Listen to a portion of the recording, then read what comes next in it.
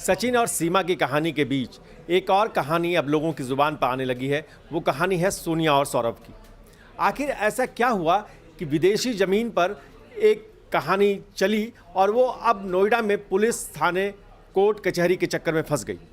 आखिर सोनिया और सौरभ के बीच का ये पूरा मामला क्या है, इस पर पूरी रिसर्च जिस साथी ने की है, आशीष दीक्षित, उसी से बात करते हैं। आशीष, आज चकल्लस में हम बात कर रहे हैं सौरभ और सोनिया की।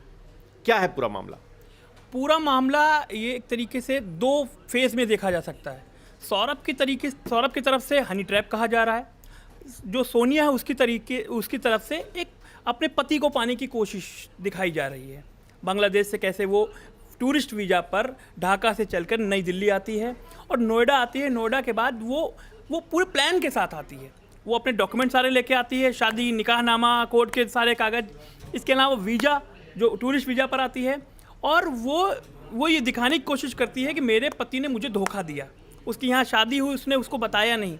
अब वो इस कोशिश में जद्दोजहद में है कि सौरभ की तरफ से उसको अपना लिया जाए, उसके बच्चे को अपना लिया जाए। एक तरीके से एक महिला की जंग के तौर पे वो दिखाने की कोशिश कर रही है। नोएडा पुलिस इसमें आई, इसमें नोएडा पुलिस भी आई। नोएडा पुलिस ने दोनों को, सौरभ सोनिया को, दोनों को बिठाकर समझाने की कोशिश की, वो केस दर्ज होने से पहले। मैं आप पूरी कहानी बताएं। सौरभ की उम्र का क्या खाका आपके पास है और सोनिया की उम्र का क्या खाका? देखिए, सोनिया की उम्र 30 साल है, उसने अपने मुंह से बताया। सौरभ की उम्र करीब 52 के आसपास है। सौरभ कांत तिवारी नाम है, 52 के आसपास है। सोनिया का कहना है कि उसने जब प्रपोजल दिया 2017 में, नौकरी करने गए थे सौरभ ढाका, वहाँ उसकी कंपनी में इसने काम किया। उस समय वो उसकी उम्र 24 साल के करीब, उस समय करीब 24-25 साल रही होगी।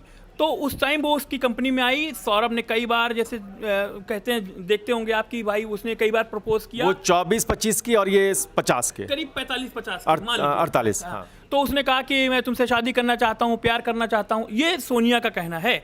तो उसके बाद उसने मना कर दिया। उसका कहना है कि मैंने मना कर दिया, मुझे बहुत बड़े हैं, ये है, मैं कैसे।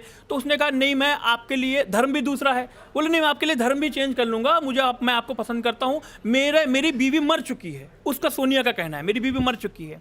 फिर धीरे धीरे बात बनी, धर्म जब चेंज हुआ, क्योंकि जो एफिडेविट वो दिखा रही है उसमें इसने इस्लाम कबूल किया है सौरभ ने। इसने सौरभ तिवारी से तिवारी नाम हटा दिया, केवल सौरभ रखा है बस। इस्लाम कबूल करने के बाद दोनों की शादी हुई है। लेकिन धीरे धीरे जब उसको बच्चा होता है, 1 साल तक वहीं रहते हैं।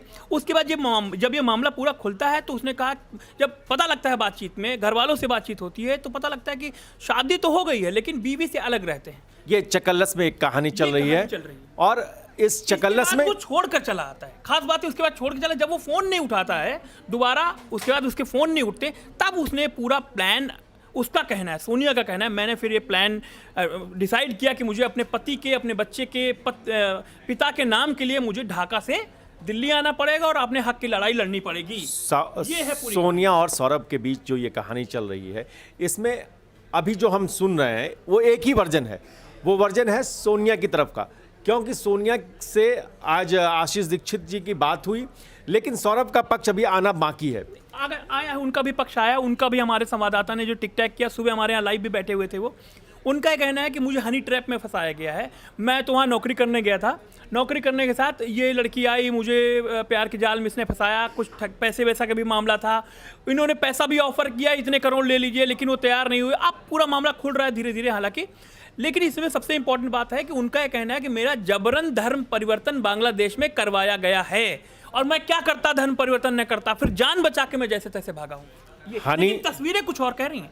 तस्वीरें कह रही हैं कि बच्चे के साथ वो रह रहे हैं, खेल रहे हैं, डांस कर रहे हैं, पार्टी कर रहे हैं। वो वीडियो सारे सोशल मीडिया पर हैं। एक बहुत अहम पॉइंट है, जिस तरीके से आपने जिक्र किया है, मैं ये समझने की कोशिश कर रहा हूँ। अगर सौरभ ये इल्ज़ाम लगा रहे हैं कि हनी ट्रैप किया गया है, हनी ट्रैप के अंदर फंसाने की कोशिश की गई है, तो जब वो यहाँ पर आ जाती है और आने के बाद यहाँ पर एक कहते हैं कि किसी उसको होटल में भी रुकाया गया है, उसका बिल वगैरह वो दिखा रही है, तो फिर वो क्या है? अगर वो हनी ट्रैप में उस वक्त वहाँ पर था और वो ये कह रहा है कि भाई मेरे को इस्लाम ज़बरदस्ती जो है अपनाया गया है, मुझे कराया गया है, धर्म परिवर्तन कराया गया है, आपके कहने का मतलब है कि सौरभ जब अब फंस गए हैं पूरे मामले में, तो अब इसको हनी ट्रैप की शक्ल दे रहे हैं। इसको जब वो हनी ट्रैप में नहीं बचते हैं तो वो कहते हैं कि मुझे जबरन धर्म परिवर्तन कराया गया।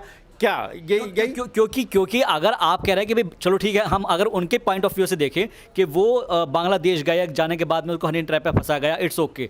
लेकिन जब यहाँ पर आया और यहाँ पर उनकी जो वाइफ, कथित वाइफ है, वो यहाँ पर अगर आती है तो आपने उनके लिए इंतजाम क्यों किए? इसका मतलब ये है कि दाल में कुछ काला है और उसी दाल के काले को हमें सच बाहर निकाल कर एक मिनट तमन्ना, मैं बताता हूँ एक पॉइंट और। ये दाल में काला वाली पॉइंट की बात इसलिए अहम हो जाती है क्योंकि जब ये पूरा मामला आता है तो सौरभ की तरफ से कहा गया कि मैं फंस गया था, अब मैंने बांग्लादेश में तलाक की अर्जी दाखिल कर दी है। एक देखिए, इस कहानी तो में कई सारे ट्विस्ट हैं और इसको कई बार हम लोगों को समझना पड़ेगा उस महिला के अंदर कैरेक्टर में जाकर, एक पुरुष के कैरेक्टर में जाकर, कि आखिर दोनों के मन में, जहन में क्या चल रहा है। तमन्ना इस बातचीत में हमारे साथ आ रही हैं। तमन्ना एक 25 साल की लड़की और एक 45 साल का अधेड़, क्या इस पूरी कहानी में आप क्या देख रही हैं? देखिए, इस तरह के मामले पहले, हालांकि सचिन और सीमा का जब मामला सामने आया उसके बाद से इस तरह के जो मामले हैं लगातार लाइमलाइट में आने लगे हैं। और जिस तरह से ये जो महिला है बांग्लादेश से आई है और सौरभ पर जो है इल्ज़ाम लगाए जा रहे हैं।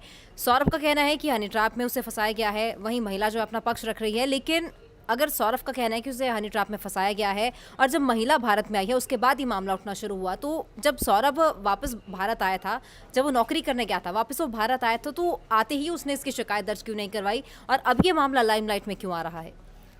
पहले मामला क्यों नहीं दर्ज कराया? अगर उसका जबरन धर्म परिवर्तन कराया गया था, अब क्यों वो करवा रहे हैं? ये तमन्ना कह रही हैं। आप सर, सबसे बड़ी बात, चाहे हिंदू धर्म हो चाहे मुस्लिम धर्म हो, बिना तलाक के आप दूसरी शादी नहीं कर सकते। फिर पहली शादी को तोड़े बिना आप दूसरी शादी नहीं कर सकते। तो वहाँ से आगे से शादी भी की, सब कुछ किया, तो ये हनी ट्रैप तो नहीं हो सकता सर। कुछ ना कुछ तो है इसके पीछे। वो अभी हम जब कार्रवाई इस पर करेंगे तब उस पर पता चलेगा। आप क्या करें वफा? हमें इस बात का ध्यान रखना है, चकल्लस में हम हमेशा इस बात का ध्यान रखते हैं कि किसी की डिग्निटी, किसी व्यक्ति की कानूनी अधिकार, उसको समझना, और उसके दायरे में हमारा जो सवाल ये है कि क्या जो ये कहानी पूरी आ रही है सामने, उसमें कौन किधर, कानून का पक्ष किधर है, तर्कों का पक्ष किधर है, और कौन है जो एक झूठी कहानी गढ़कर एक बातचीत को कहीं और ले जाना चाहते हैं। हम सिर्फ समझते हैं और हम सिर्फ सवाल उठा रहे हैं। सोचना, देखना दर्शकों का काम है। वफा जी सर, हनी ट्रैप का मामला तो ये बिल्कुल भी नहीं लगता है। ये मामला है धोखाधड़ी का, क्योंकि ना तो सौरभ ने कहीं पर पहले ये आरोप लगाया कि मेरा धर्म परिवर्तन कराया गया। हालांकि ये तो है कि जब वहाँ से बांग्लादेश से सौरभ वापस आए तो उन्होंने ये कहा है कि वहाँ पर मैंने बांग्लादेश की कोर्ट में डाइवोर्स का केस डाल रखा है। तो डाइवोर्स का केस डालने के साथ साथ में वो ये भी तो वहीं पर आपत्ति लगा सकते थे कि मेरा धर्म परिवर्तन ज़बरदस्ती कराया गया है, तो उस पर भी वहाँ पर सुनवाई चल रही होती। तो ये इसमें अब बातचीत में हैप्पी आपकी एंट्री बहुत अहम हो जाती है, क्योंकि आप बहुत शार्प तरीके से चीज़ों को देखते हैं। आप क्या दूर से देखकर जो कहानी आ रही है? देखिए सर, ये जो कहानी आया, ये जो मामला आया, तो मुझे लगता है ये जांच और पड़ताल का विषय बन चुका है। मोहब्बत हो तब साथ में रहा जा सकता है, जहाँ मोहब्बत ही नहीं, साथ में रहने की फिर जिद किस बात की। कहीं ना कहीं इस स्टोरी में मतलब मुझे लगता है कि जो लड़का है उसके साथ, उस लड़की के साथ में रहना नहीं चाहता है। यानी कि अब तो साथ में रहने का विषय तो है ही नहीं, जब मोहब्बत ही नहीं तो साथ में क्या ही रहना। अब ये कानून का विषय हो चुका है और कार्रवाई का विषय हो चुका है। अब जांच के बाद ये रियलिटी पता चलेगा लड़का दोषी है। अगर साथ में रहना नहीं था तो फिर शादी क्यों की? यही तो विषय। अगर मान शादी होने के बाद भी डाइवोर्स होते हैं तो जाहिर सी बात है, जब दिल नहीं मिल रहे होते हैं तो साथ रहने के कोई दूसरी शादी की है, पहली शादी नहीं की है, दूसरी शादी क्यों की? बात ये, और ये उसके कानून के खिलाफ से भी ये तो एक इंसान की दिल लगी और दिल पे जाकर के मतलब रुक जाता है, ठहर जाता है कि उसे अब क्या करना है जिंदगी में। अब तो इसका क्या कर सकते हैं इंसान? अगर दिल फेक आशिकी है, फेक हो जाए तो ठीक क्या ही कर सकते हैं इंसान। ये हमारे साथ भारती हैं। भारती, आप इस तरह की खबरों को लगातार देख रही हैं, क्या समझ में आ रहा है आपको? सर, आज मैंने उनका इंटरव्यू देखा था, आशीष सर ने उनका इंटरव्यू लिया है, तो उन्होंने बताया कि उन्हें फंसाया गया था, उनसे झूठ बोला गया था कि उनकी पहले शादी नहीं हुई है। सौरभ ने झूठ बोला था उससे, और वो जब अब वो एक बच्चे के साथ बांग्लादेश से यहाँ आ गई है तो उनकी रिस्पॉन्सिबिलिटी बनती है कि वो अपनी रिस्पॉन्सिबिलिटी उठाएं, जबकि वो उससे पीछे भाग रहे हैं और मुकर रहे हैं कि वो उनकी पत्नी नहीं है। जबकि उसका कहना है कि उसके पास सारे लीगल डॉक्यूमेंट हैं और जो जहाँ पे उन्होंने निकाह किया था उसके डॉक्यूमेंट हैं। और जैसे कि ये बोल रहे थे दिल लगी की बात है, तो दिल लगी का तो फिर ये रहा कि कोई कितनी भी शादी कर ले और किसी दिन भी मुकर जाए जाके कि मेरा दिल यहाँ से ख़त्म हो गया, यहाँ से मेरी चाह ख़त्म हो गई या कहीं और दिल लग गए, फिर ऐसे तो फिर रिश्तों का मतलब ही नहीं है। तो ये तो हमारा समाज और ये हमारा संस्कार मतलब इसका जिम्मेदार है कि हम किस कदर अपने आप को आगे तक ले जाते हैं, अपनी सोच को कैसे हम निखार पाते हैं, उस संस्कार से, उस रिवाज से कैसे जुड़ पाते हैं। किसी के नहीं सिखाते कि आप ये सब चीजें करो, किसी के माँ बाप या किसी का परिवार, कोई मजहब ये नहीं सिखाता आपकी ये सब चीजें करो। आप एक शादी छोड़ के दूसरी कर लो, दूसरी छोड़ के तीसरी कर लो, ये किसी के हमारा समाज जो विरासत में दिया हम उसे नहीं संभाल पाएंगे तो जरूर फेक ही बन जाएंगे। नहीं, हमारी गलती कैसे? उनकी गलती है, उनकी गलती है। नहीं, यूथ की गलत का जो अपने राह को भटक जाएं, युवा कोई भी है राह को भटक रहे हैं ना मैम, राह को भटक रहे हैं। कहीं ना कहीं हर किसी के मजहब में है कि प्यार मोहब्बत हो, लेकिन प्यार मोहब्बत ना होकर के वो दिल फेक हो जा रहे हैं। लेकिन कई बार ऐसा भी लगता है जब आप इस पूरी कहानी में देखते हैं तो ऐसा नहीं लगता आपको कि सोनिया की तरफ से भी कहीं ना कहीं एक पूरे मामले में समझने में चूक है? क्योंकि आप एक चीज़ तो देख रहे थे कि एक आदमी कहीं से आया है, 50 साल का आदमी, उसकी पुरानी फैमिली। सोनिया को उसने उसके बारे में इंफॉर्मेशन इकट्ठा करने की कोशिश नहीं की और उसने जानने की कोशिश नहीं की उसके बारे में, और आंख बंद करके किसी भरोसा कर लेना ये कोई ठीक बात नहीं है। हमें अवेयर रहना चाहिए ऐसे लोगों से, ताकि बाद में हमें ऐसी किसी सिचुएशन का सामना नहीं करना पड़े। नहीं तो कल के दिन ऐसे काफ़ी सारे लोग मिलते हैं जो झूठे प्रोमिसेस करते हैं और हम उनके बहकावे में आ जाएं, ये तो फिर हमारे ऊपर है ना। हमें इतना अवेयर होना चाहिए, इतना अपने खुला रखना चाहिए अपने उसको कि हम इन सब चीज़ों से बच सकें। नहीं, और ख़ास करके जब आप किसी ऐसे सिचुएशन में जाते हैं जहाँ पर कि फासला बहुत ज़्यादा हो, आपके पद का फासला बहुत ज़्यादा है, आपकी उम्र का फासला बहुत ज़्यादा है, तो हम 4 बार तहकीकात करते हैं। तो क्या तहकीकात करने में कहीं चूक हुई? बिल्कुल तहकीकात करने में चूक हुई है, क्योंकि पहले वो शख्स है बांग्लादेश गया नौकरी की और उसके बाद कहा जा रहा है कि उसे हनी ट्रैप में फंसाया गया। कहीं ना कहीं लड़की की जिम्मेवारी बनती थी कि वो अपनी लाइफ आगे देख रही है, उसके बारे में पहले उसे सारी जांच पड़ताल करनी चाहिए थी। उसका फैमिली बैकग्राउंड क्या है, उसके फैमिली में कौन कौन है, क्योंकि कहीं ना कहीं अब ये भी देखा जा रहा है जहाँ लड़का कह रहा है कि उसे हनी ट्रैप में फंसाया गया है और उसकी एक, हालांकि उसने पिछली बीवी से डिवोर्स नहीं लिया, उसका बच्चा भी है, तो एक हैप्पी फैमिली थी उसकी पहले, उसके बावजूद उसने दूसरी शादी की, दूसरी शादी करके बच्चा भी उसका हुआ। और जब महिला वापस उसके पीछे, सौरभ के पीछे बांग्लादेश से इंडिया आ गई है, तो अपनी कह लिया जाए कि अपनी जिम्मेदारी से वो कहीं ना कहीं मुकर रहा है। अब उसे जिम्मेदारी जब उठानी चाहिए तो जिम्मेदारी नहीं उठा रहा है, ये सिर्फ मजाक की तरह ये सब कुछ चल रहा है। अच्छा, मुझे एक सवाल मेरे जहन में आया है कि वो यहाँ पर टूरिस्ट वीज़ा पर आई है और जैसे कि अभी आशीष जी बता रहे थे कि जो एक लॉयर है वो एक तरीके से उनको जो एक तरीके से मतलब संरक्षण दे रही है, जो भी कुछ उनको रहने का इंतज़ाम कर रही है।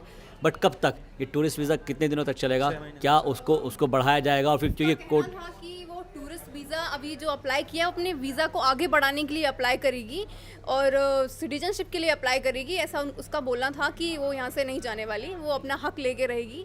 आज मैंने उसका इंटरव्यू सुना तो वो बोल रही थी कि हम यहाँ से नहीं जाएंगे, ये देश हमारा घर है और ये हमारे बच्चे का घर है।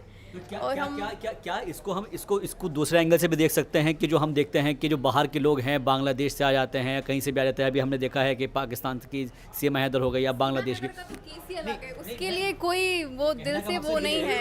सीमा है तो वो भी दूसरी कंट्री की ना, पाकिस्तान हो, बांग्लादेश हो, यूएस हो, कोई भी हो, पर है तो दूसरी कंट्री की ना। सीमा हैदर का केस बिल्कुल अलग हो जाता है इसमें, क्योंकि उसमें दोनों चाहते हैं एक दूसरे के साथ में रहना। यहाँ पर जो पति है वो चाहता ही नहीं है। कभी तो चाहा था ना, कभी कभी उस चाहत के चक्कर में उस बच्चे को लेके तभी तो यहाँ पे आई है। साथ रहने का सवाल नहीं है इसमें। सीमा हैदर एक तो इलीगल तरीके से आई हैं। सीमा हैदर अपने पति को छोड़ के आई हैं, अपने बच्चों को साथ लेके आई हैं। उनकी तो लाइफ का जो था सो हो गया, उनके बच्चों की लाइफ का सवाल है। उनके बच्चे भी बहुत छोटे हैं और जब जाके बड़े होंगे उनके बच्चे, तो समाज में क्या है, समाज कभी भी एक टाइम तक तो एक्सेप्ट करता है, लेकिन भी ऐसे ही वहाँ पे गया था, ऐसे उसको फंसाया, ऐसे शादी करी, सब चीजें करी, उसके बाद ऐसे ही यहाँ पे वापस आ गया, तो वो भी ये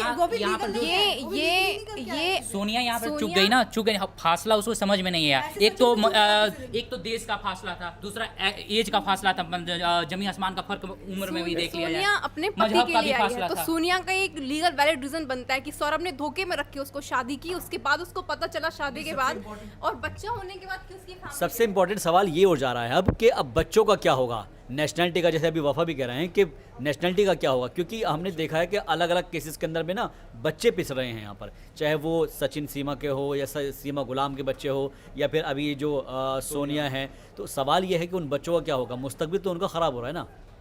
बच्चों का मुस्तकबिल ख़राब हो रहा है और सवाल बहुत ऐसे हैं जो हमारी और आपकी बातचीत से नहीं सुलझेंगे।